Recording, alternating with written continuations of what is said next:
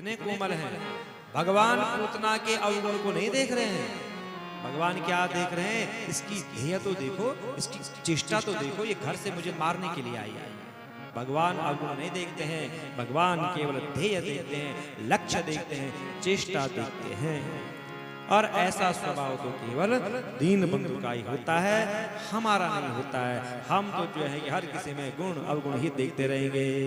इसलिए जन अवगुण प्रभु मान न काहू, जन अवगुण प्रभु मान न काहू, जन अवगुण प्रभु मान न काहू, जन अवगुण प्रभु मान न काहू, दीन बंधु अति मृदुल स्वभाव, दीन बंधु अति मृदुल स्वभाव, दीन बंधु अति मृदुल स्वभाव, दीन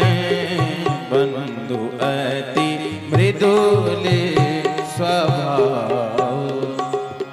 ऐसा स्वभाव केवल भगवान का ही होता है। भगवान के चरण कमल सबके लिए क्या है, वंदनीय है। ब्रह्मा जी, भगवान शंकर, सभी देवता उन्हीं चरणों की वंदना करते हैं। और आज उन्हीं चरणों से पूतना की भी उत्तम गति हो गई, जो एक माँ की गति होती है। कौन है पूतना? थोड़ा सा समझें। पूता पवित्र भावना युता नास्ति इति पूतना, जिसकी भावनाएं अच्छी नहीं है, जिसका भाव विचार अच्छा नहीं है, वही पूतना है।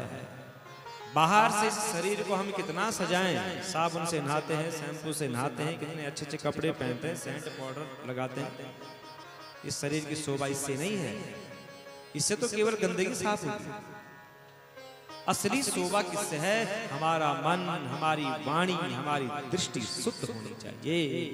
और वो है दयालु, जो एक बार उसकी शरण में जाने का निश्चय कर लेता है, वो भगवान उसे अपने पास सदा अपने ही समीप रख रहे हैं।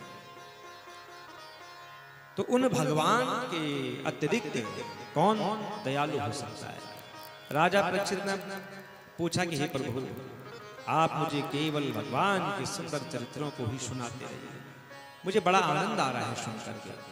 तो श्री सुखदेव जी कहते हैं, परीक्षित, एक समय की बात है, भगवान ने करवट बदला तो मां ने उत्सव किया,